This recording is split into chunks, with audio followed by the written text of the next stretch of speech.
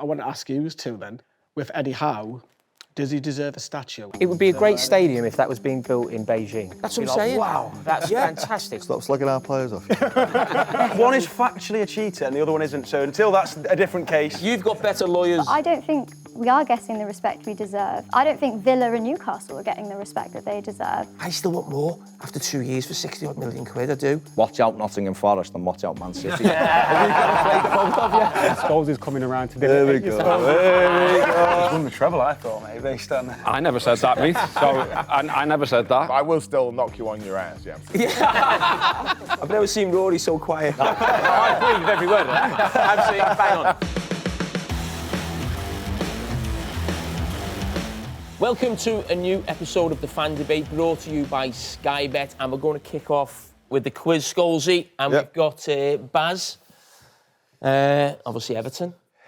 Yeah, so he's going to be on the 90 seconds, and he needs to beat Lee, Newcastle 10. As long as I get 5, more than 5, I'll be all right. Right, I actually did this quiz before. Did you? And I'll tell you what I got. I'll see if you can beat me. No, don't do that. Makes it even worse. I got a terrible one wrong.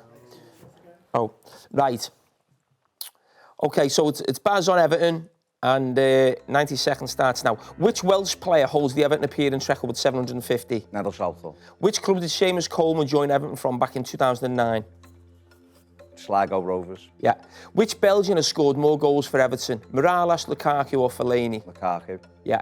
Name 3 of the 4 players that have played for Real Madrid and Everton in the Premier League. Gravison, Rodriguez. Actually, mine gone blank. Oh. I got this one. Oh, nice one. Pass, can't think. OK, which permanent Everton manager has the highest win percentage for Everton in the Premier League? Ancelotti, Moyes or Martinez? Ancelotti. Yeah. Which Portuguese defender played for both Liverpool and Everton in the same season? Abel Xavier. Yeah. How many clean sheets has Jordan Pickford made in the Premier League? Over 80 or under 80? Over 80, 82. Yeah. Which striker scored a brace against Wimbledon in Everton's 3-2 relegation victory in '94? Graham Stewart. Yeah. Which permanent manager has had the shortest Everton tenure of 6.5 months? Rafa Benitez. Who played more games for Everton, Tim Cahill or Tim Howard? Tim Howard. Yeah. Which side dumped Everton out the FA Cup in 2001 3-0? Tranmere Rovers. Yeah. Name the Canadian international played for Everton between 2001 and 2004. Thomas Radzinski. Yeah. Which captain lifted the FA Cup in '95? Dave Watson. What song? Go on, Baz! Go on, Baz, son! No, got one more. Go on. Start, so you'll finish. Started, This so what I'll you finish. got. Oh, one. Go on then. Well, he gets extra time. What? No, we started, so we'll finish. What song do Everton walk out to at Goodison Park? Checkers. I know that player.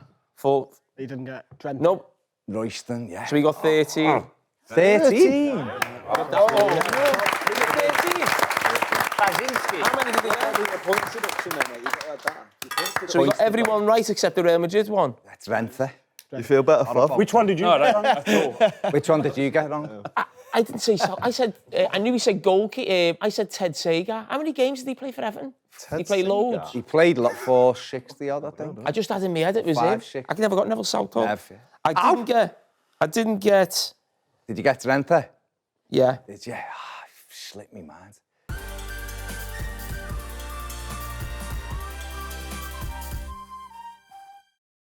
Right, there is only one place to start. We've had the Carabao Cup final yesterday. Newcastle 2, Liverpool 1. Lee, how's the head to start with? It's still a bit ropey, I would say. Your voice is slowly coming back, but what a magical weekend for us. It's just incredible. I've never experienced it. Even fans who are 60, 70, 80 probably can't remember the last time we won a domestic trophy. The whole weekend was just brilliant. It was emotional. I was in tears. I was hugging strangers. It was high-fiving. It was just an emotion of roller coaster. And finally, that monkey's off our back. We've got a trophy, and it's just it was wonderful. It was brilliant as a fan. I loved it. What do you think about you talking about the emotion of it, but the actual performance, the game? What were your thoughts on that? Do you know what? I thought we might sneak at 1-0, but I thought Liverpool would have a lot more of the ball, and I was intrigued to see if Eddie Howe would go 5 at the back and like he did at Arsenal, but it really surprised me. We were the better side. And Liverpool have absolutely hammered teams all season, played them off the park, but it looked like we were the team that was 16 points clear of the Premier League, playing against Liverpool. It really shocked us, and we were like, we don't turn up in Wembley. Our record at Wembley is absolutely shocking. You've got to give fair play to Eddie Howe, because the performance, individually, the team, you got it spot on. Scholesy, what did you think of the game? Yeah, Watching it all? exactly the same. Now, I just felt from the first whistle, Newcastle were in complete control. Really, I know Liverpool possibly looked a little bit tired, but you have to be a little bit disappointed with the way Liverpool played. I think, especially in the midfield area, I just think Newcastle overpowered them. So I said to you before, I think McAllister is a really good player. I think he's been really good for them this season, but it was just common sense for me. He kept taking too many touches, and I think when you're playing against powerful people, that's the last thing you do. You've got to take 1 and 2 touches. Don't let anybody near you. But as soon as you start taking touches, it's not something McAllister does, is it? And he's the player that I think gets Liverpool playing. You know, like almost like a Modric has been through the years. Scholes? Well, now and again, yeah. But that type of player, he gets your team playing. When he's not quite right, then I just think the whole thing was a little bit messed up, and I just thought they were in complete control. I never felt like Liverpool were going to be a threat to him. No, I mean, I didn't watching the game. It's when the game started, Newcastle started, and I think probably Newcastle needed to start well to gain that belief and confidence. But I've always had this feeling throughout this season, and probably been proven right a lot of time, Liverpool always find a way to, or Slot does something, he changes something, it never quite happened. But the fella I was watching, and the week he's had, Dan Burn, I mean, he is going to go down. Listen, I know they're all going to be legendary figures, but I feel like he's going to be the guy with the goal, the way he played at the back. He's almost going to be like this legendary figure from years to come. I mean, how pleased were you for him and with him? Well, he's a local lad, and he went away from the club and made his way up through the leagues, and it's that old fairy tale story, isn't it? And then he's come back to his hometown club, and he would never have thought that he would get an England call up and soon to make his England debut, score a goal at Wembley, and lift a trophy for his home side. It's just the stuff of dreams, and there's a few Geordies in there, of course. They'll all go down as legends, and even the likes of Bruno Guimaraes, who's obviously a foreign talent who's come in. You can see just with the emotions when we're won, he's in tears, and he gets it, and I think that's quite difficult for someone who's come from abroad, and he's only been in the club 2.5 years, and he's taking it on, and he's screaming, and him and Joe Linton, every time we win a throw-in or a tackle, they're going nuts, screaming, giving it all, and it's like we love that. And I do agree with Scholes. He was saying that midfield three, that's how we won the game, because on their day, Tonali, Joe Linton, and Bruno are up there with anyone in the Premier League. And I said on the overlap last time that Hall and Gordon, we had the best left in the Premier League. And when them two went suspensions and injuries, I was like, oh yeah, I just didn't feel too confident. But then when Trent went down and he went out, I thought, do you know what, that's a little bit of hope. And there was little things that were happening in the week as we're getting closer and closer to the game. Instead of 2 years ago against Man United, we were just buzzing to be there. You know, the celebrations were muted. Even on the day as fans, it wasn't as hectic as what it was 2 years ago. And it's just, you know, we're back. Second time in 3 years. Could have been the start of things. It was just... I think that's a good point. I think Liverpool are missing Trent. Now, you don't normally say that about a right-back, do you? But the creative, the amount of passes he plays probably in behind for Salah so many times throughout the game. I also ask you, Jamie, from a defensive point of view, it's shown the weakness of zonal defending, isn't it? Because they just clipped every corner to Dan Burn. Now you think because it's out there, it might not be that much of a problem, do you know what I mean? But he did head one down for Guimaraes, I think, early on. He got his head on everything, didn't he? I think it was 3 or 4. You felt the warning signs must be there. You've got McAllister, who's probably smaller than me, up against me. You think, come on, you've got to change something. I mean, listen, the zonal man marking thing, I mean, what I would say, to be fair to Liverpool, I think they've only conceded 1 all season in the Premier League, and I think that was in the last minute against Ipswich at home. So again, that didn't really mean nothing. But what I did want Liverpool to do in the game, I think if you're a Van Dijk, especially because I don't think anyone else has got that authority on the pitch, even though Konaté's a good player, he's not going to start organising people. But almost you just, I was looking at half time, and it's easy to say, oh, put Van Dijk on him, but that's Liverpool set up zonally. But swap Jota. I know Jota's only small, but Jota's good in the air. McAllister just... McAllister's not great physically, or do something. I think they should have done something. But what I would say about that, speaking to Eddie Howe at the end of the game, he said they'd been practicing set pieces for that game for 2 weeks. And I'm a massive fan of Eddie Howe as a manager. I think he's brilliant.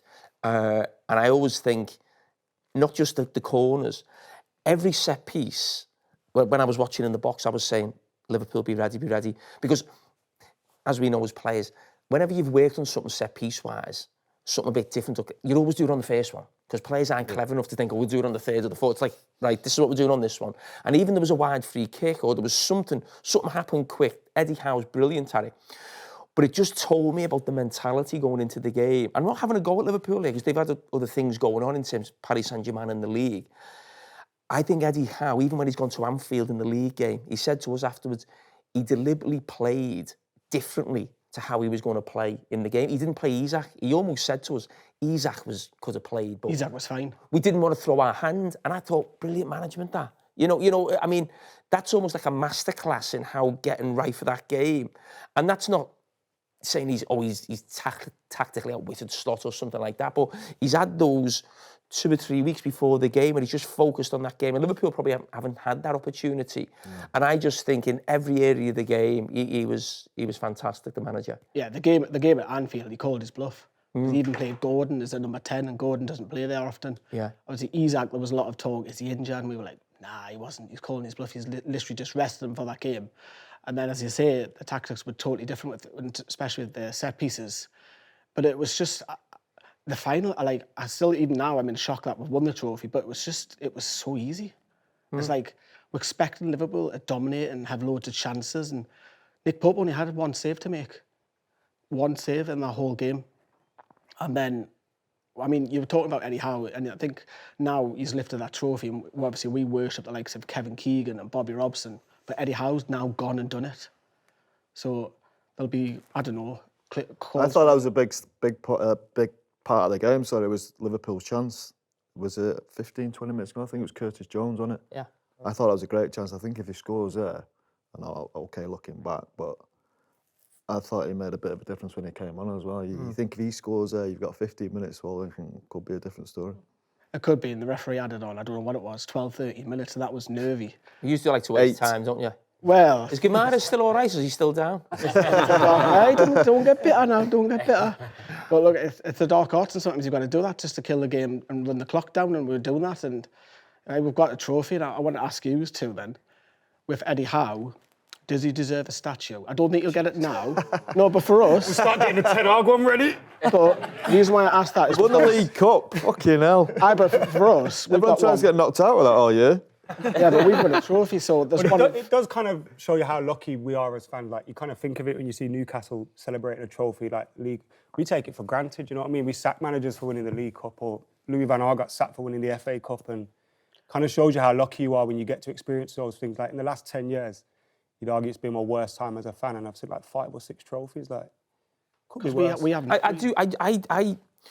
I was thinking about this coming, because obviously we're going to talk about it, but in some ways, I was happy Newcastle won, but I just didn't want it to be against Liverpool. I'd rather have been there and they beat someone else. That was the problem. But I was actually so happy for a few Newcastle people who I know, and you got different people I've got to know over the years, and you're thinking, you know, what your reaction was. I was right next to them in the crowd, listening to people on the radio coming in saying, you know, the best day of my life. And, you know, as supporters, everyone just wants that moment, don't they? And I think the problem... I think the Premier League has been amazing. It's better than the First Division. I remember the First Division when I was a kid. The Premier League's fantastic. I think the Champions League is better than the European Cup. Better, you know, the games we see, the drama's fantastic. But it has created a gap between sort of what we class as, you know, Champions League clubs and clubs who I class as huge football clubs in this country. Everton, Aston Villa, even Tottenham. I know they get in the Champions League now and again. Newcastle, clubs who are going 70 years, Everton 35, Tottenham about 25, Villa, I'm not sure exactly what it is. It's not right that these clubs are going, or any club is going that long without something. And I think to last season, and Man United won the FA Cup. Man United are a massive name, world-renowned team. But in terms of how good they were as a football team, they were bang average last season. Did you finish last year 8th? Probably. So, but my point is, everyone expected City to batter you. Everyone expected Liverpool to beat Newcastle. Newcastle will probably finish top 6 this season, you would say. Liverpool will probably finish first. Now, it's felt like a long time that the top team in the Premier League, there was almost like a massive gap to the 6th club. You wouldn't expect the 6th best team to beat someone in the cup. Do you understand what I'm saying? Yeah.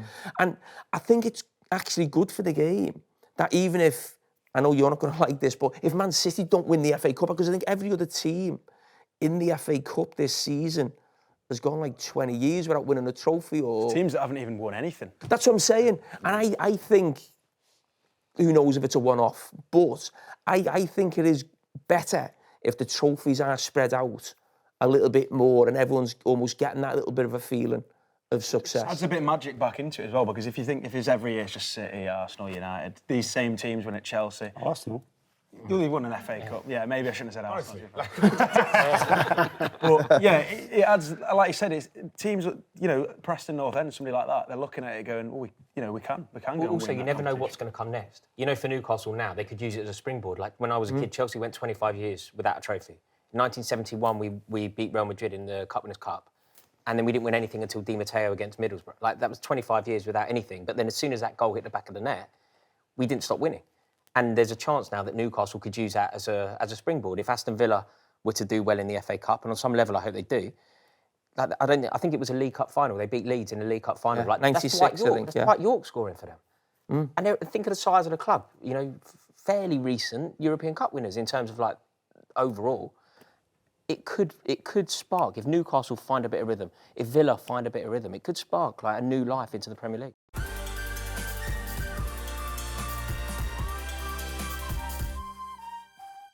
Well, I mean, being at the side of the pitch, because where we were stood, the Sky, it was by the Newcastle fans, and there was part of me, I was just looking at them thinking, wow. You know what I mean? It's like, because, we all want that as football fans, but another thing that was making me say, wow, was not that Liverpool lost, was how bad the performance was. And I said after the game, Gareth, and you'll probably know the history of the club as well as me, how far back do you have to go to see a cup final performance as bad as that?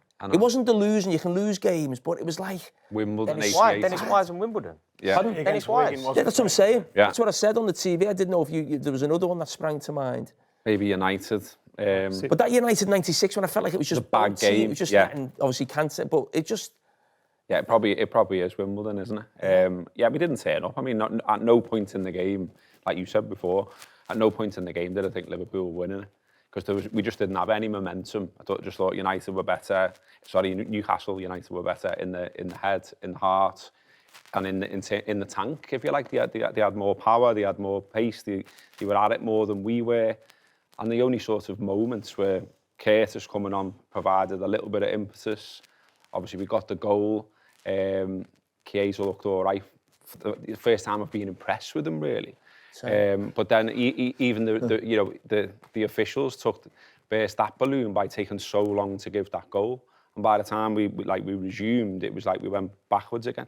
And even Slot, I thought Slot got some things wrong. Look, he's done everything. He's been brilliant in his first season. He's won the treble, I thought, mate.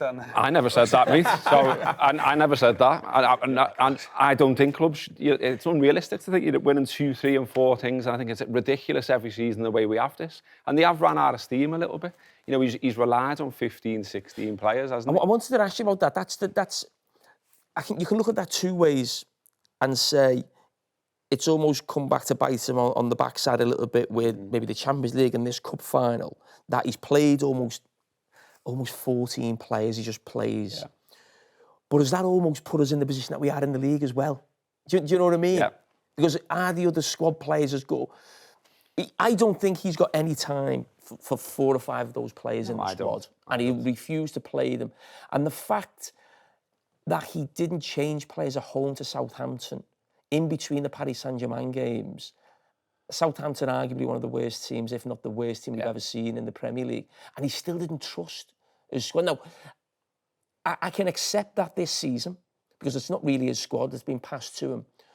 But I think next season, I'm sure they bring players in, he'll have to trust the squad more because we'll have to go further in the Champions League. You can't accept a performance like that against Newcastle. I'm giving the lads the benefit of the doubt that they've run out of steam. But we can't accept that as Liverpool playing like that in a cup final. No, I'm with you all day, and I think you're right. Elliott, Endo, even Núñez to an extent. He just doesn't seem to trust those players. He doesn't really want to use them. And you look at the list of minutes, and it's like, Van Dijk, Gravenberch, Salah have played almost every minute of every game. And people are now saying, well, Salah doesn't look quite like what he should be. Well, yeah, because he's played all those minutes. And he just doesn't seem to ever want to lean on those other players. And it's shine a little bit of a light on that. There are gaps in the squad still. We are going to need to spend money this summer. The only player that come in was Chiesa, and that seemed like a little bit of a gamble, a shot in the dark job. Big money's got to be spent in the summer. Whatever happens with the contract rebels, if you want to call them that, they've got to go big in the summer. They really have, because beyond the 15-16, it's just not there. Endo's all right, isn't he? And he's a bit of a cult hero, but he's no ball player. No. And so that's why he doesn't pick him. Elliott hasn't got the pace that I think Slot wants. Núñez is unreliable, and Núñez is probably going to go, and allegedly had his head turned in January and hasn't been quite right since, and things like that. And it's mad, by the way, that we paid more money for him than you paid for Isak. I was looking at that before going off. Ireland as well. I think the big mistake. I think the big mistake, as Jamie said there, is that Southampton game. Yeah, looking definitely. back at that, he could have changed 11 players. It didn't. The result didn't really matter. You're 12 points clear, and you probably still would have won. I think getting the rest into the players was big, and it's shown now, isn't it? And you can't underestimate how affecting you is on Tuesday night against PSG. Yeah. Going out of that, it just... You could see it in extra time. It deflates everything. Yeah, the extra time against PSG, they were gone then, I thought. Yeah. But they played all right in the game, and, they gave them a game, and, a little bit of luck here and there, we maybe could have knocked them out, but PSG were far the better side in extra time, and we sort of started the final like a continuation of that. And I thought no players were taking responsibility either. So, you were right what you were saying about overplaying and losing the midfield battle. But even when you were giving it to the flair players, if you like, the ones who should do something. Salah was quiet. They weren't taking responsibility. They were just playing it back inside again. And it was like, no, lad, you're the one who's meant to run at the players and make something happen. And they just weren't doing it. I think Liverpool's attack, and again, I don't want to feel like one of those supporters who's almost entitled because, we're 12 points clear, we're the top scorers in the Premier League. But when I'm watching it with the eye test, and your first thing you just said then, Scholes, was Salah was quiet and he's poor. You're right, he was, because we expect so much. But you rely on him. But I'm tearing my hair out looking at the others. I'm thinking, what did he do? What? Come on, lads. You can't wait for him to do it every week. It's like... And we are the top scorers. We only lost once in the league, and that's why I'm trying not to be too critical. But I do feel that there's like... I feel there's a centre-forward problem. Oh, centre-forward problem. I think left wing can be... I think attack and midfield. I know Sir Bosley does a lot of energy in that, but I still want more after 2 years for 60-odd million quid. I do. I look at the other teams, number 10. I look at Cole Palmer at Chelsea. I look at Fernandes at Man United. I look at Odegaard at Arsenal. Am I missing someone? Maybe. But I still think there can be more there. And you can't just rely on it. When you mentioned Trent before, this maybe also shone a light on maybe what next season might be like about it. So, Trent's not there, the creativity. Salah might not be there. So, we've bought all these other players after Salah come. Gakpo, Diaz, Núñez, maybe Jota. And I said yesterday, they're all good players. They're not great players. These aren't great players. They're good players. He's not even a great player. He's like a once-in-a-generation player. Yeah. And he's lifting all them up and carrying them with them. So this idea that, Liverpool in the summer will... whatever's going on with Salah, money-wise, where can he go? Have these last few performances almost been a little bit of, this is what Liverpool could get in the next couple of years, or is it just a guy who's just played too much and he's just having a little bad run of form? But I think it does show it's going to be very difficult to ever get, in the next 2 or 3 years, to get someone of his level, because the players they've bought in the last 2 or 3 years in the attacking areas, as I said, just good players. It almost feels like there's a big job on his hands now. Oh, yeah. After you're 12 points clear in the league, okay, you got beat by PSG in the final yesterday, but it feels like there's a lot needed because there's uncertainty around players coming or going, I suppose.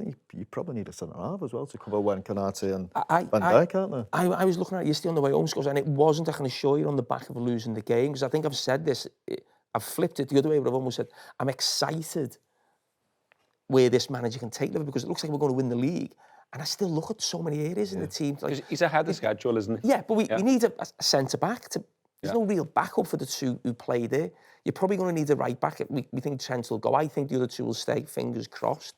I think you need a central midfield player to replace Endo, but a younger version who we trust to put in. Centre-forward to play. And a left winger, I think, to replace. I'm not sure if Diaz stays. So I think there's probably 5 or 6 players. 3 to probably go straight in the team and another 3 to be really strong backup. Yeah, there's loads of uncertainty, isn't there? And I think it, to twist it on its head, it shows you that he's done a great job, though, doesn't it? Because if we think about expectations at the start of the season, and there's that long list, isn't there, of what every pundit predicted Liverpool would do this season, and no one said win the league. If we go and win the league, and I don't really care a jot on what anyone else says about how hard it's been or anything else, I'll have a huge pint in my hand when we've won that thing, and I will be enjoying myself. There's no bad way to win a league. But it's definitely, even I said myself, I thought, 3rd, 4th, maybe a run in one of the cups, that type of thing, maybe win the League Cup, whatever. I didn't say, and I don't know anyone that was saying, we're going for the title this season. So if that title's got red ribbons on it, and we all get to celebrate and see them finally lift the cup inside Anfield against Crystal Palace on the last day, what a great season that is. Yeah, man. And if Liverpool do that, that means Arsenal will just miss out. So, Simon, I just want to welcome you to the fan debate, to come in. First time you've been in. What's your assessment on sort of where Arsenal are right now? So I think it's important to point out I'm a very positive football fan. I'm very much, I just hope everyone has a good time sometimes, and that winds people up. But genuinely, I always look at it from a club point of view. Should we have done better this year? I think probably, because the league has it's not as competitive as maybe it has been over the last few years. But ultimately, I remember how difficult it was when Emery came in and there was so much uncertainty and nobody knew what was coming in. Then Arteta was there and everyone was like, I don't know if this is a good idea. I understand he's got a relationship with the club. He does win that FA Cup. And yes, there's an asterisk there. Was it his team? Blah. It's still, we just talked about it, right? It's still nice to get to the end of the season with a trophy. But that's the way I always look about it. We're going to probably finish second. We do need a little bit more consistency. I'm sure we're going to talk about the Chelsea game, which I think kind of sums it up a bit. But if you had told me this even 5 years ago, we're not really competing for the league anymore, but at least at some point we were, as opposed to being in this weird, almost 4th to sometimes 10th position, I would have bit your hand off of this. I always like to remember where we were. It has been way too long since we won a Premier League, but that's just the situation that we're in. I don't want to ignore what we are doing at the moment. We should have bought a striker. That's absolutely, it's not even a debate. No one can actually come in, no, you don't need a striker. Well, we absolutely do. Because I've seen sometimes you have like 40 shots on target and you can't score a goal. But at the same time, we're probably going to finish second. I'm a confident supporter. And in terms of the club and the structure and everybody seemingly wanting to go in the right direction, that's where Arsenal are. But that's not bad. Is there still some excitement? You're playing Real Madrid. You're still in the Champions League. Was it a disappointment you got Real Madrid? Do you think that makes it... No, bring me Real Madrid. Absolutely. I'm terrified. When that happened, I had like a conniption and fell on the floor. I was going to happen again. But, who was the first team to beat them, in Europe at Madrid? It was us. We had a completely different team and a completely different era. But the thing is, we have seen way, way bigger upsets than Arsenal, beating Real Madrid. And it would be a surprise. But if you can do that and then all of a sudden get to the latter parts of the Champions League, you ask any Arsenal fan, right now, someone waves a magic wand, you finish 15th, but you win the Champions League, every Arsenal fan will say yes. Because it's the holy grail for us, right? Apparently, we're not allowed to be at the big table until we win the Champions League. I'm told this every single day. So we need to get that sort of albatross off our back. So look, if we go out there and we get absolutely wrecked, let's say it's really, really bad, well, okay, I trust the current regime to sit down and say, this cannot happen again. We struggled in the leagues, we needed a striker. Well, what happened when we took on, the biggest European giant of all? I trust them. Whereas, say, 10 years ago, I'd be like, I don't know what we're going to do. We're going to bring in some random player from Real Sociedad that I've never heard of, that I've been told this is the guy, and they leave in 3 years for less money than we bought them for. And you're like, oh, no, this is terrible. I don't think that's what the current regime does. I think they look at it and they look at it properly. Absolutely have been some mistakes, but I think they kind of pick on them quite quickly, and those players do get moved on. And Arteta, to me, seems pretty ruthless. I don't think he has much room for sentiment and stuff, and that's good. We don't need any of that. We've done that. It's just interesting, you've been talking a while and no one's challenged you or interrupted. That's because you're a wrestler, aren't you? I am, yeah, I'm a professional wrestler. Although, obviously, the thing with professional wrestling is just like, what kind of, you don't know what you're going to get. some people still don't really understand what pro wrestling is. But I will still knock you on your ass. Yeah, absolutely. I've never seen Rory so quiet. I agree with every word of that. Absolutely, bang on.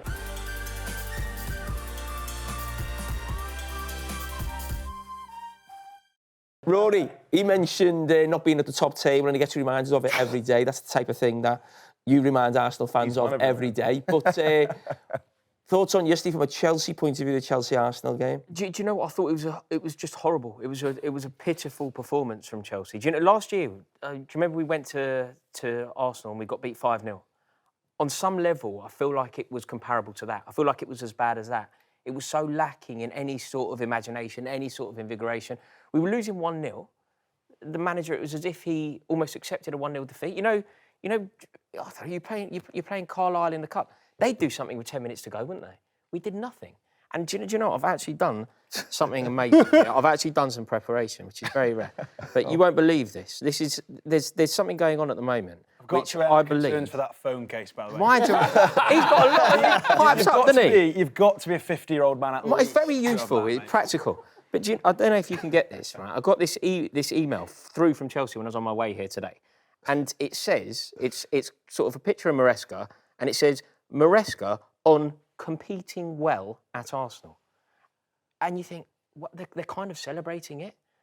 They're almost like normalising mediocrity. They're suggesting that Chelsea going to Arsenal, not competing well actually, being well beat 1-0, they're almost like, it feels like what they're trying to do is redefine our expectations, redefine who we are. I saw a bit of it, and it was like an acceptance. It was like 1-0. Yeah, that's not a bad result. Arsenal away. It's not bad. I honestly think he took it. And you look at so many of the players, it's just so uninspiring. There's no pride. There's no desperation to win. When you think back to what Chelsea represented when you were going head to head. Try something different. Throw a big man up front. It doesn't happen anymore, does it? All these philosophies, it just doesn't happen. You've got Christopher Nkunku in the team who scored 3 goals all season.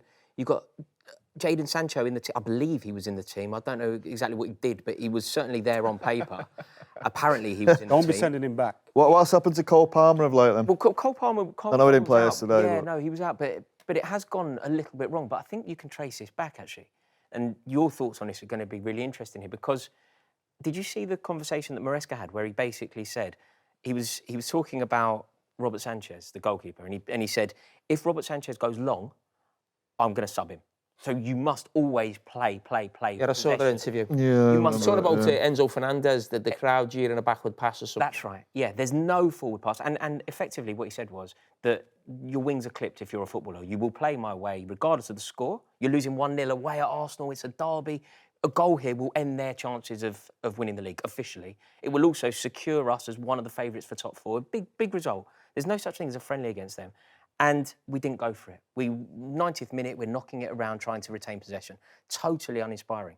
A few weeks ago, he said that you will be subbed if you try something that isn't on his blueprint. So, for example, you pick the ball up 30 yards out. If you were to ping one off the bar, you would more likely be subbed than applauded by the manager, which I think is a disgrace. And I think that can go some way to perhaps explaining what's happened to Cole Palmer. Cole Palmer is a maverick, a throwback 1970s footballer who kind of plays in an instinctive way. He isn't a formulaic system player. And the manager has told us that if you do things that are unpredictable, if you try something, you will be subbed. Does that explain what's happened to Cole Palmer? It almost feels like you don't really want to be competitive, do you know what I mean? It's hard to explain when you watch him. There's still, like I said, an acceptance to it. And I felt about Cole Palmer for a while, and watching him, it's almost too easy for him to play in that team. Do you know what I mean? We go back to Letizia and Southampton, and not quite that kind of stuff, but it's almost, I'm going to play every week. I'm going to be the best player. I think he needs challenging more. I think he should be with a club who want. I'm not saying they don't want to win, but I don't get the impression, the desire that they're desperate to win something. Do you think he's going to start getting frustrated? I felt that. I commentated on Chelsea, Brighton. I was commenting Brighton Chelsea Friday night, maybe about a month ago. In the cup we played. It was the league game. Yeah. And I was watching it, and you know I'm a huge admirer of Cole Palmer, and I was watching it, he played 2 passes early on out of this world. You know, he whipped it round in and he whipped on, put someone in. But the longer the game went on, you could see his frustration with his teammates. And he reminded me a little bit of Stevie used to get like that at times at Liverpool because he was so much better than everybody else. And it was like he was frustrated. It's got to be. It's got Stevie to be Gerrard. so And annoying. I think the thing with Stevie was a local player. He was never going to leave, really. You know, he nearly went a couple of times, but it was to actually do it was a bigger thing than the thought of doing it. So he was never going to do it, really.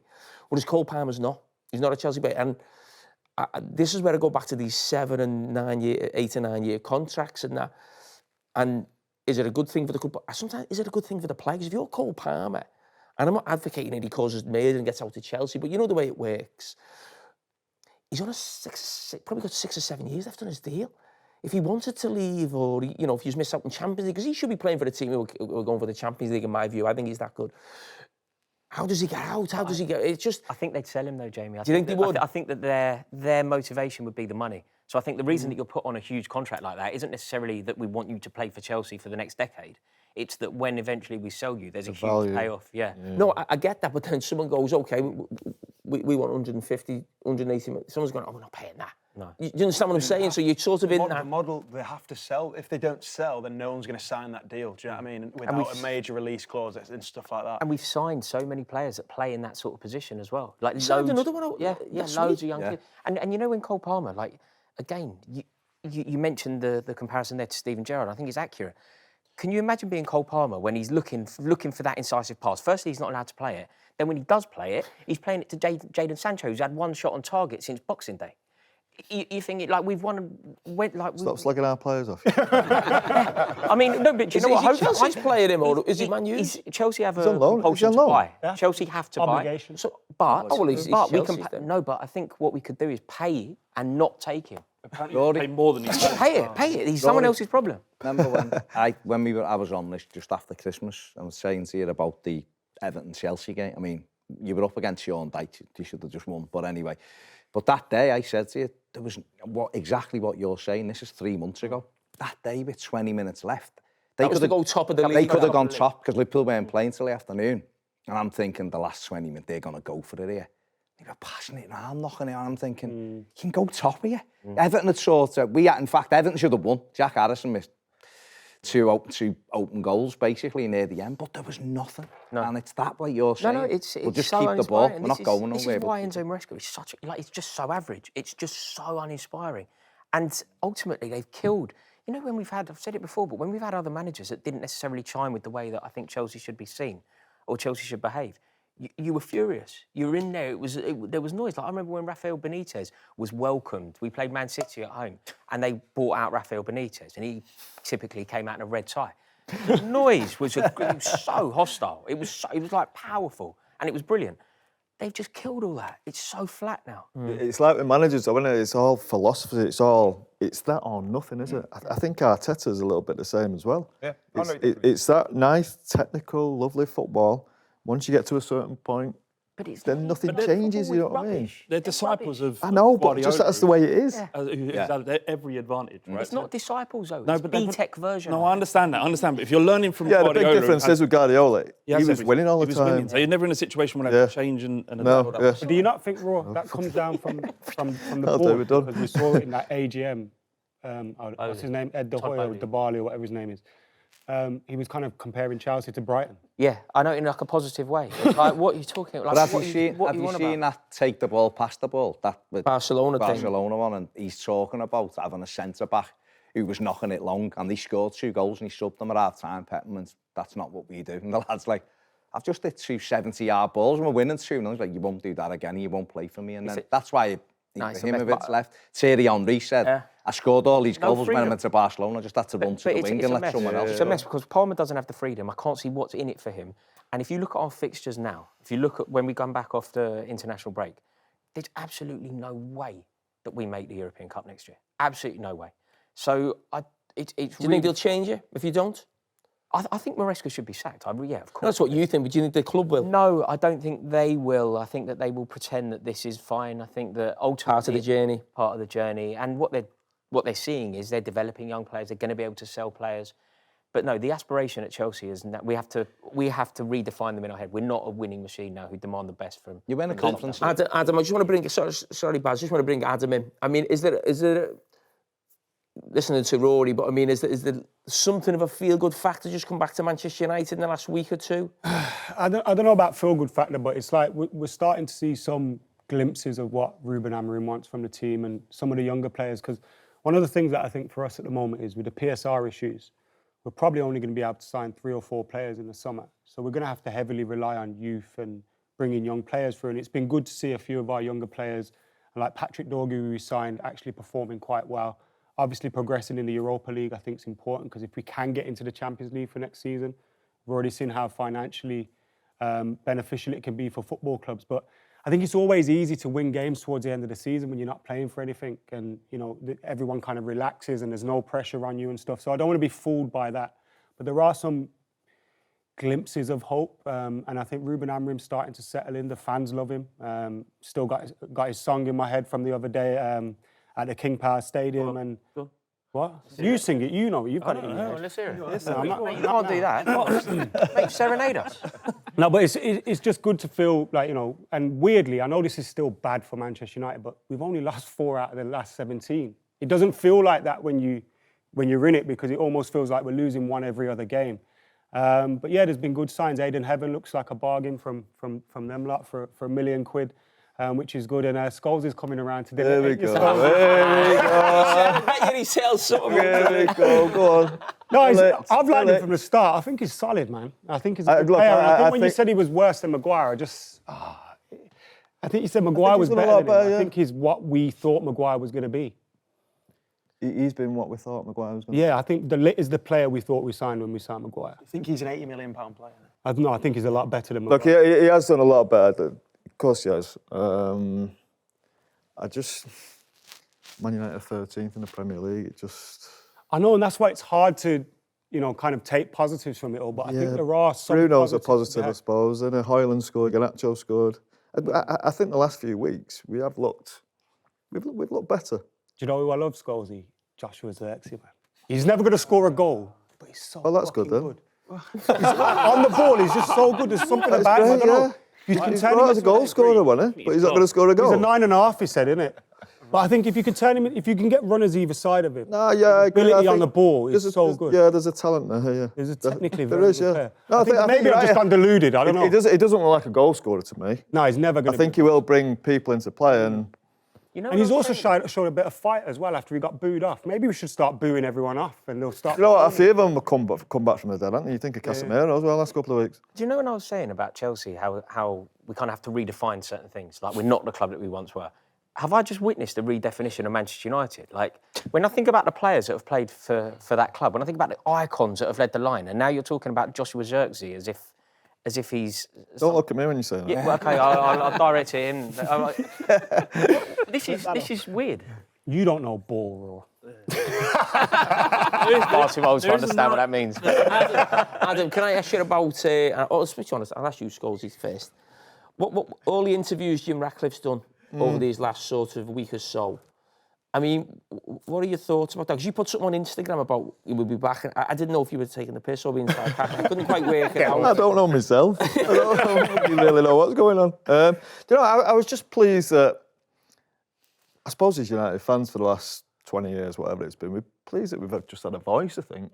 Somebody said something, it didn't really matter what I said, and you can be quite gullible at times, can't you? And you believe everything they said just because you've not heard from anybody, you've not heard anybody say anything. Was it 3 to 5 years, we're going to have a team competing again? Look, you don't know how realistic it is, do you? It's all up in the air, and as I said last week, words are cheap, aren't they? You don't really... We can go on and say anything about any football club and say in 5 years we're going to be the best, in 10 years we're going to have the biggest, best stadium in the world. It's just... You can say anything. I feel, because we've for a long time we've been called like the richest club in the world, haven't we? I feel like we're begging a little bit, you know, coming out, asking for the stadium. We need £2 billion. It feels like we have to sell players to buy players. It Just ask the government. doesn't Just feel ask the the right club. British taxpayer for it. Well, that's what they have done. I think they said no. haven't they? Something's going on, isn't there? All this like, Something has to be, A it's a tax load of exile. He doesn't even nonsense. pay tax here, and he's the richest man in the country, and he's asking the taxpayer to bail him out. It's unbelievable. He wouldn't even give a dinner out to like. Do you think what he said about the club going bankrupt is true? No, I don't. I think I it thought that is. was a bit. No. I think without him coming in and putting some money in, we were in big trouble. Not bankrupt though. Not bankrupt, but we wouldn't have been able to sign anyone. There was no cash flow there if he doesn't come in. Just cut back on sellers. It feels like he's bought the club, but he hasn't got enough money, if you know what I mean. He's put the 300 million quid in and brilliant, but doesn't really. I think also there'll be an unwillingness to want to put more in when you only own 20-odd% of the club. Like you're going to have to look over the table and go, "What the hell are you lot doing over there? Put your hands in your pocket." Well, we That's know what why they're doing. Gary pushed him. Yeah, that's not happening, is it? Because I thought Gary would be a bit softer on the Glazers, but I was glad to see him push him on that. I know he can't really say anything about them because he's business partners, but he did allude to some bad decisions being made by them. Again, like Scholes has said, it was refreshing to hear communication come from him. I think he dodged some of the questions by saying, well, they weren't my decisions. It's like, you've already mentioned how much the scrutiny and the pressure is getting to you. And then for you to go, well, someone else made those decisions. Well, shouldn't you be on top of ticket prices and those kind of things if you know you're going to take the backlash for it? So I didn't like how he dodged those questions. But again, it was just refreshing to hear someone come out and speak directly to the fans. And also, whether he's bluffing or not, or whether it's going to happen or not, someone with the intentions of actually getting us back to where we belong. Because for far too long, we've just been a cow that the Glazers have been milking for all their dividends and whatever. So it's good to hear someone's actually putting the football first. It made sense, but just going back to the ticket price, it made sense, didn't it? Because we heard the story that, he's put the ticket price up. He hadn't, had it? Yeah, but whether it's 5% of the tickets or 100% of the tickets, you still shouldn't be charging kids, children, OAPs, 66 quid to come to Old Trafford when you watch it. They were the original price of the tickets, though, weren't they? No. That's what he said. My ticket, for example, cost 42 quid on average for my season ticket. So each ticket will cost 42 quid. So if they sell that, these were tickets that have been sent back, weren't they? It's cheaper against Brentford than it is against Man City or whatever. I think you shouldn't be charging 66 quid. Can I ask you about the stadium? Because that's probably why I did the interviews. You know, we did the interview with Gary, you know, for the overlap and all these different things with papers. But it was a big, you know, I think the stadium stuff came out the next day. Exciting stuff, regeneration and all that. You know, as a Manchester United fan, what did you think when you saw the stadium? I couldn't believe it. I thought it looked a bit weird. It looks like something out of Dubai. Yeah, it looks a bit weird. It looks like a circus. I'm trying to think, like Manchester, working class area, great history football club. I think it just, I don't know, I wouldn't have liked it. It's not real, is it? I don't think it's ever going to happen. It would be a great stadium if that was being built in Beijing. That's what I'm saying. Wow, that's fantastic. I want to go there one day. Manchester or Manchester It's United. also like, I don't want a new stadium. Renovate Old Trafford. I may be in the minority. They did a poll amongst season ticket holders, and I think only 30% said that, just renovate Old Trafford. But I go to some of these stadiums now, like Wembley and that, and it's just soulless. Speak for yourself. Do you not think it feels like the right time, though, Adam? You see all these modern Maybe when it comes stadiums. around, I'll get all giddy and we're going to go to this new stadium and we're going to have a tackle stand and all this crap. You could do what they did at the new Don't campus, mind, it's not being built for you. It's being built for a worldwide consumer base that go to Old Trafford once in a lifetime, twice in a lifetime. Well, he mentioned the Eiffel Tower, didn't he? He mentioned the Eiffel Tower. He actually mentioned other events there as well, didn't he? Which I felt was ridiculous. strange. It's being built so that somebody like Beyonce fancies playing there. It's got nothing to do with loyal season ticket holders in the Stretford end. It's really out of order what it is. And I have no idea why football fans kind of buy into this. Equally, you know when people then start, because Chelsea have a similar thing going on. People who never go to Stamford Bridge, by the way, are telling me that we need to move. Right, okay. What they're doing is they're trying to pretend that this is for the football team. And it's got absolutely nothing to do with the football team. It's about trying to increase the amount of money that the club can make. And genuinely, can you think of an example, any example in football, where a team has left their old stadium and improved? And you can't say Man City because... But it took Arsenal years to get anywhere Arsenal near. improved. They were winning doubles in that old stadium. It was a glorious stadium, Highbury. It was a also, building. Rod, it was sensational. But also, Rod, again, I don't want a new stadium. I'm happy where I am in the Stretford end. But they can't extend Old Trafford beyond what it is at the moment. To do that, you got to take out the railway, buy them houses. You can't extend what is currently Old Trafford. I don't think that's true either. There's more difficulties there as well. I don't think that's true. This is, Does it need extending though, Adam? What is it now, 80,000? It's very selfish, but I'm not arsed. Like, 77,000. 77,000's a lot. Well, that's what I mean, yeah. It's a lot. It's just falling down, though, isn't it? And that's not. It is. There's leaking everywhere. Well, there's renovated the facilities aren't there. They're not there, are they? But doesn't this tie into what Jim Ratcliffe was saying as well, in the sense that we have got no money, we need to turn Manchester United. Really, a lot of that interview was, we need more money, let's turn it into more of an entertainment hub. Well, how do we do that? We make it very modern day stadium, we charge a lot of prices. Like It's like a Also, concert, right? from It his costs loads of money. perspective, the club that he's bought, if it's at Old Trafford, compared to the club that he will sell or will be sold on his behalf, if they're playing in that circus, it will be worth more money. Ultimately, it's just making the asset worth so much more money for him and his. But I don't know if you can say it's for him because I don't know how to. It's not for you. It's like I think it's one of his things where when he's no longer here, he wants to have that legacy of I brought Manchester United back. So I don't think he's doing it with the intention of eventually selling it because, He's 70, is that what he said? yeah, you know what I mean. Like, He's got to pay for the staff sandwiches somehow, hasn't he? That he's took off.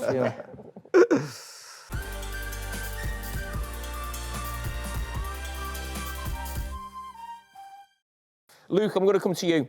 Man City. It's just weird. You've just said their stadium could be falling apart. Is your team falling apart? Nah, I mean, we've got 1 point in 3 games and we're still somehow in a Champions League spot. It's ridiculous. But the games we've got coming up, we actually, if you look at our fixture, we do have a pretty favourable fixture. We've got Leicester coming up next at home. So, I mean, if there's something really wrong if we're not beating them at home. I think, given the position we're in now, I mean, I know there's so few points in it. We drop 3 points down and we'd be 10th. So I think we've got to be cautious that if we do lose a couple more games, we're going to very quickly go from 5th to 10th, and suddenly we're going to be in a bigger predicament. But as long as we can basically do better than the teams beneath us for the rest of the season, we're going to get in the Champions League next season, and that's got to be obviously the aim. We've got the FA Cup, and that'll be a very tough game. Bournemouth away, we lost there in the league. They're not going to roll over. It's one of their biggest games, probably ever, if they can get, a chance at winning the FA Cup. So, yeah, we just don't have any consistency. Where that cockiness gone that you had the other week? Well, I mean, we are still the reigning 4P Premier League champions, so Where go over there, cockiness please. gone? We've still got a few more weeks of that. I don't think anyone will ever say that again, to be honest. So there's a cockiness here, but I'm being realistic about the rest of the season. What does he need for next year? Oh, sorry. Go on, lad. What do you need for next year then? You've obviously got to rebuild, haven't you? Yeah, I think... Is Pep the right man to rebuild? I think he is the right man. He's rebuilt before. If you look at the squad he inherited, everyone assumes it was this, God squad. It really wasn't. It was one of the worst teams we'd had in that, era since the takeover. And he's done a lot. I think anyone criticising Pep, come on, he's had... What positions do you need? What positions does he need? I think going forward, Haaland's had a lot of work this season. He's done well. Everyone's going to look at City as a whole and go, Haaland scored 22 goals in the league this season.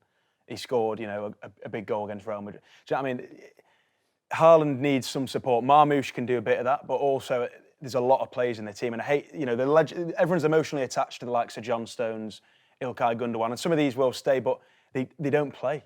John Stones gets injured every week. He isn't providing enough minutes for the team to stay. What about your keeper? Yeah, that's a difficult one because... That goal at Forest of the week. Yeah. So Edison, there was a talk of him leaving last year.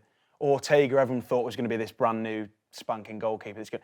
He's not quite been cutting it this season, especially, given more minutes. Edison's been very injury prone. So, yeah, I think definitely goalkeeper. I think we could see 1 or if not 2 goalkeepers come in. Some people are talking about James Trafford. We've got a buyback clause on him for 40 mil. So that's not enough. I don't think that's... what do you mean? To us, isn't he? What do you mean? He's struggling. You're not going to win the league with James Trafford. Yeah, he's struggling in the Premier League. Yeah, no, I don't think he'd be a number 1. I think, but I don't think we'll get him. But yeah, we need a new goalkeeper. Defensively, we've had so many. Because Pep's spoken about last summer, when he's kind of taken a responsibility for not doing enough business. Do you think I mean, I suppose it's not really. Is it not weird that he's mostly involved in the transfer? I know you have to use a manager's opinion, but usually the transfers that a club like Man City will make, it will be kind of from the system, right? Through the scouting department and director of football and all that. Do you think he got that wrong? Well, I don't know if he got it wrong. We're going through a period of change anyway with that. We're getting a new guy in, Viana. So it's like, was the current guy just kind of holding off for that to happen? The way City operate in the transfer market as well, obviously we spend a lot of money, but we don't go and spend, with maybe the exception of Grealish, we don't go and spend 120 million. When Liverpool signed Van Dijk, I was watching the City documentary from that season back. City were in for Van Dijk and the price tag got too high and we just pulled out. So it's a lot more strategic than you think. I don't think Pep's there going, let's have him, let's have him. He's obviously involved, but yeah, I think there's a team of people and I think, yeah, there's going to be a rebuild. We're going to spend a lot of money this summer. Well, there was always talk that the verdict would come out in March. Yeah. I mean, I think it's going to be in the next week. Okay. I mean, what would you? I mean, if you found guilty, what would be a fair punishment for you? Do you think? I suppose you've got to break it down and look. It's not a black or white. Are we guilty? Are we guilty or are we not? Some people might see it like that, but there's so much going on. There's going to be, there's a tiered approach to this. It's going to be something goes wrong, something goes right. I think.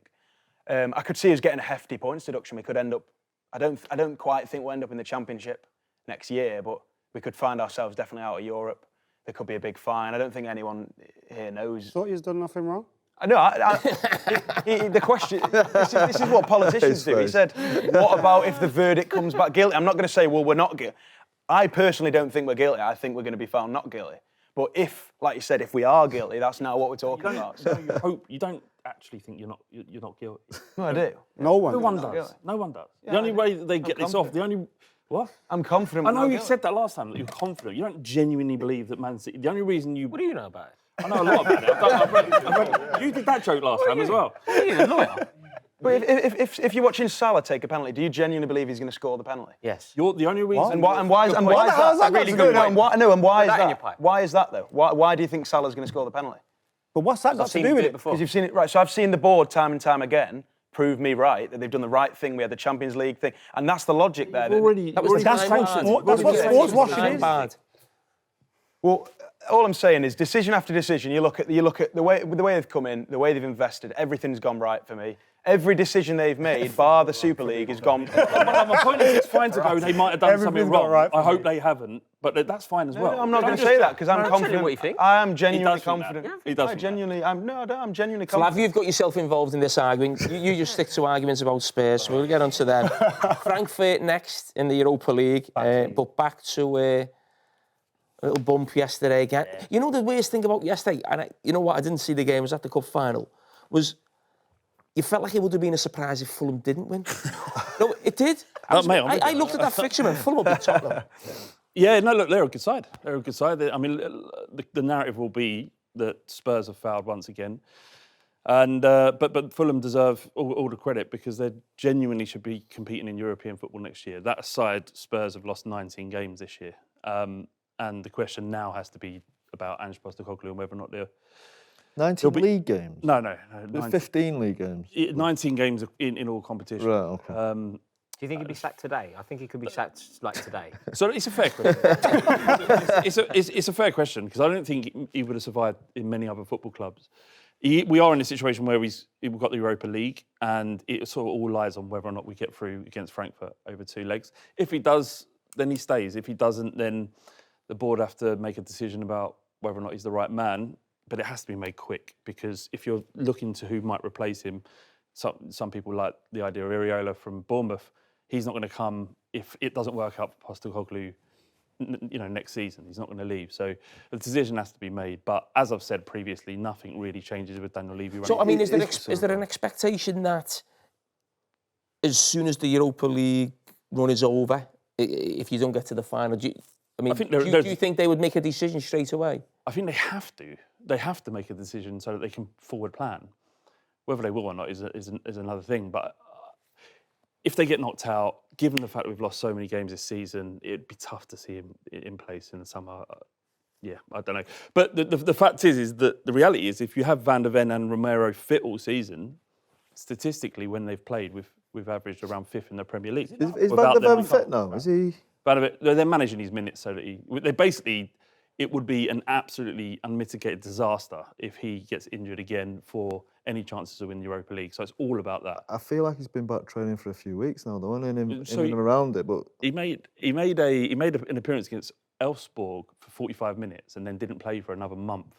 So they're really concerned about his muscles and his hamstrings, rather. Sorry. Not his general muscles. They're worried about all his muscles. But yeah, so... I don't think Ange's helping himself media-wise now, is he? He's been strange the last couple of weeks. See him arguing with a fan yesterday. Well, so I think if someone mugs you off, He just walked by, mate. Walked by. You didn't. What? You don't know what he said. If I start shouting, He called anyone him. now, you just ignore me. Thinking You're great in getting involved in his thing now, aren't you? No, look, if someone's mugging you off in any walk of life, you don't let it go, do you? If someone's being an arsehole. I didn't see that, Flav. What happened? Was that yesterday? So someone was leaning over, had a go at him, said something to him. Is it a Fulham fan or a Tottenham fan? We don't know. Tottenham fan. Oh, Rory doesn't. just walking across the pitch. He doesn't know his arse from his elbow, right? He doesn't know. I think he's changing. No, he was walking in the tunnel.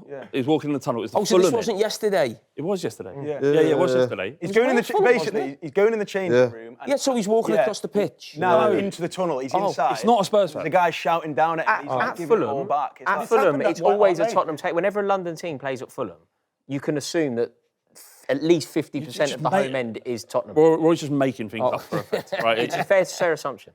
But there is a wider point here in the fact that perhaps Ange Postecoglou needs to be a little bit less sensitive, but he's under huge amounts of pressure. He believes his way is the right way. With a fully fit squad throughout the season, we'd be in a different position, but we didn't have that. So the fact that he has a go at a fan who called him fat or something like that is... Whoa. That's what's happening. There's video footage of him being called in all sorts of things. Legitimate question. Well, what do you reckon it was? I'm not sure you're right for us, Ange. Kentucky.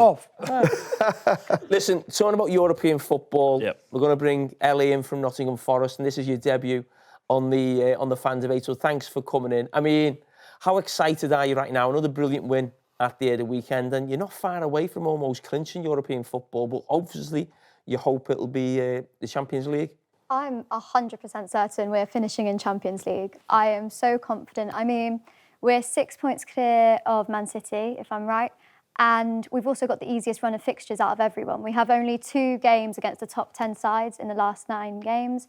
Everyone else has 3, 4, 5. We've got this. It would be our own fault if we don't finish in the Champions League. I'm 100% certain. You know, there's a lot of big teams who... hence We're why... a big team. No, I know, but what I mean is the teams that... Apologies. But, you know, there's teams who probably we expect to be there. You know, Manchester United, maybe Tottenham in the past. Chelsea and Man City are fighting for these positions as well. I mean, if you're going to get into those positions, or maybe even a Bournemouth get in there, or maybe even a Fulham, I mean, from your point of view, is there one team that, out of those big teams, you'd like to see you knock out the way by getting there yourselves? Man City. Oh. Yeah. Good answer. Well, I'm going to do it, so dream on, basically. Oh. We'll get there. You beat them last week, didn't you? yeah, exactly. So. We'll get there. You're not going And to knock we don't us need out. to spend, 180 million. Hang on, whoa. Let's just pause. One of these 2 teams has had a points deduction for overspending. Yours is on the way. Yeah, because... Close, brother. Yeah, come on. You're the scrap. One is factually a cheater and the other one isn't. So until that's a different case. And You've got better lawyers. Yeah, I think that you got more money for lawyers. we've not got Clattenburg sat here in the ref. No, he's coming next week. Ellie, I want to ask you about Morgan Gibbs-White. A big sort of furore about the fact that he wasn't in the original squad. I couldn't believe it. But he's now been added to the squad, I think, because Cole Palmer's dropped out of the squad. I mean, what were your thoughts initially on him being out and now that he's back in? I thought it was crazy that he wasn't in. I do feel like there's a Big Six bias. There are some players in the squad that absolutely shouldn't be. And Morgan Gibbs-White, not only are we in 3rd position in the best league in the world, he's one of the key reasons for that. He plays every game when he's fit and when he's not suspended. So how he's not been chosen straight off the bat is crazy. It feels like we're going back in time. Why are we bringing on 34-year-olds back from wherever? I don't get it. Why are we going back in time? We want to move forward. I was so excited when we got Thomas Tuchel as manager. I was thinking, this is really nice. I defended him. I was expecting better things, and it's a blast from the past. Come on, we want to progress. Morgan Gibbs-White 100% should have been in there from the get-go. I think there was definitely calls and conversation around Elliot Anderson as well and Callum Hudson-Odoi. And I just think we're being disrespected as a club.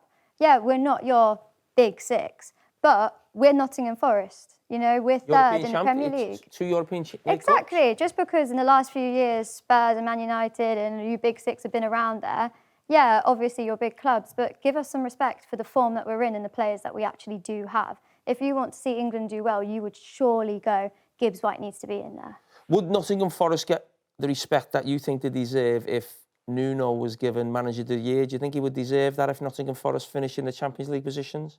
I think he'd definitely deserve it, although I will say, as much as it pains me, there is obviously a conversation for Slot.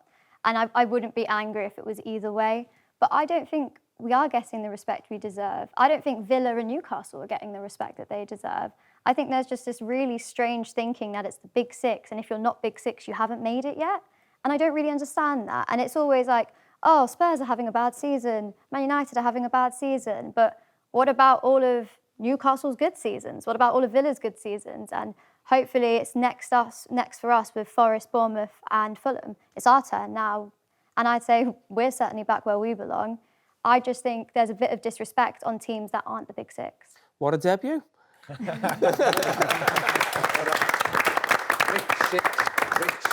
Big six. Really Yes, we've got to go to Baz, and we're talking about Managers of the Year. If this season was going on for another 6 months, would David always be in the running? Walking. Absolutely walking. It's been fantastic. Only took him 10 games to get what it took the other fella half a season to get points-wise, and Everton have had the slippers on for the last 3 games. You know, they should have won more. You know, United, I was having a chat with Adams, the worst United team I've ever seen in my life at Goodison the other week until the last 20, apart from Fernandes, who was unbelievable, and Dorgu was brilliant. Other than that, you know, Everton should have waltzed that game really, but yeah, it's been brilliant. Obviously got Manager of the Month on Saturday, which was why the game was dreadful. but they didn't lose, and it's 9 unbeaten, so... Speak to us then. I mean, right now it's not really about the team. You're safe. It's about the last... how many games left at Goodison now? 4.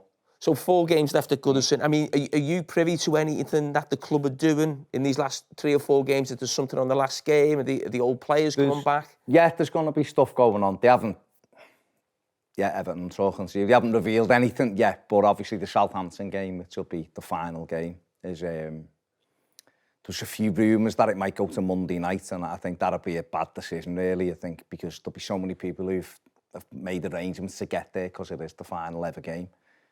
Before then, they're doing little bits and pieces in between, but obviously all the eyes are on that final game. But when would you like to be the games? I've thought about this and thinking, would TV get involved? It's obviously, I think it's the FA Cup final weekend. Yeah, everyone's playing on the Sunday. Okay. And that's why there's a bit of talk that someone might want a Monday night game, you know, and it might be that. I won't name any name, but it might be. Well, what would you like? What would you like to be? If your final time going to Goodison Park, you know, tell me what that day would look like for you. See, for me, it should be a 3 o'clock kick-off, and we go. It's not for everybody else, is it? The league's going to be done, so there'll be nothing there. The relegation's done, so there's not going to be anything there. There might be the Champions League race, who knows, that might be on. So it doesn't really matter. Like, the interest should just be for us. It's just for Everton and at the stadium. I get that.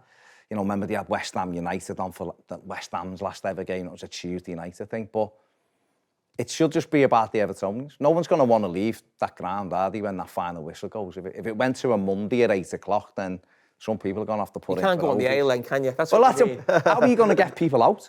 You're not going to get... It's, you know, it's been there since 1892. You know, it's going to be... As each game is getting chalked off, you're starting to go, this is going to be so weird. The new stadium's incredible. It's incredible, but it's not Goodison Park, and people will. You're going to try and keep your seat, Baz? Are you going to try it genuinely? Are you going to know what, mate? I would, but my missus would just go, why have you brought this seat home? Like, for what reason? You know what I mean? So, but I know that a lot of people are. Yeah. I don't know whether the club are planning on trying to, well, they will probably plan on trying to flog them to you when you've left, but I'm sure there's people putting some spanners down the socks not to do anything other than take this What seat. I would say, Baz, is like savour it. Savor no, it. I know, mate, I know. The shift from one stadium Flav, this is why I will never forgive the other fella, ever. Because he talked, I remember one of the press conferences that I nearly booted me telly through, because he said, I've got no responsibility to make this a good last season. You know, it doesn't make footballers any better. And David Moyes just come in and gone, we've got to make this unbelievable for the rest of the season. And since then, Everton, I think we lost the first game because he'd had a day with the team. We haven't lost any other game. We've played Liverpool, Man United, you know, them kind of... Even Saturday, they were walking around with flip-flops on, and West Ham we still should have won the game. He scored in the 91st minute, then Carlos Alcaraz misses a chance to win it a minute after it and going for it. And that's changed the feel. I used to get in under Dyche and couldn't wait to get out. Be like, just finish, so I can go home. Now it's one. No, but it is because it's. Yeah, I know. You've got someone. It's your only MO is to sit in your penalty box with 11 men and kick it as high as it'll. That's not football. That went out years ago. You know what I mean? So he's brought that back. So them feelings are getting more real now as we approach it. And there's only four. Did you go to the test event? At the No, mate. It was a like a lottery thing, and I never got it. And the next one, I'll be honest with you, I hope my lad doesn't watch this because I don't even want to go to this next one. Because I want to go in when it's the first team and it's full. The next one's 25, 26,000. I want to be there when it's the first team and the place is full. So, Zach, I apologise. Have they arranged a game for that? Playing Bolton a week on Sunday, Bolton B team for the 21s, and then they having a night. So I mean, like a proper full house. No, it's going to be in the summer, so it'll be sort of August. I mean, if Everton have got anything about them, they'll have like Arsenal do, like a should be a tournament. big club, shouldn't it? Well, the Freakins have owned us own Roma, so we played them last summer. So maybe do like a little tournament, and then that way you get a full house, don't you? Before, I mean, you must be looking forward to going there. And No, I am. Listen, I went to Goodison a lot as a kid. Obviously watching the games, so a lot of brilliant memories there. And it was funny. I think Rory, we were talking about the Man United stadium before and the design of it and the memories they got. But I do think almost 99% of Evertonians do want to move. It is. Yeah. You got the memories, but you know the stadium's holding you back, isn't it? Absolutely. You've got to go forward. Like the feedback we've had, because obviously I've not been in it, is that it's so steep and it's on top of the pitch. So I think a lot of grounds and the likes of West Ham, without being disrespectful, that's an Olympics, that's an athletic stadium, you're miles away. And even some of the other ones, we're at this new place, you're right on top of it. So that's all you can do, try to make it as close to Goodison as possible in terms of the atmosphere. So can't wait. And hopefully we'll keep winning. And if someone said they had easy run-ins, watch out Nottingham Forest and watch out Man City. We've got to play the both of you. And Chelsea, Raw. Got to do you as well. All right, well, that's a great way to end another episode of The Fan Debate, brought to you by Sky Bet, and we'll see you next time.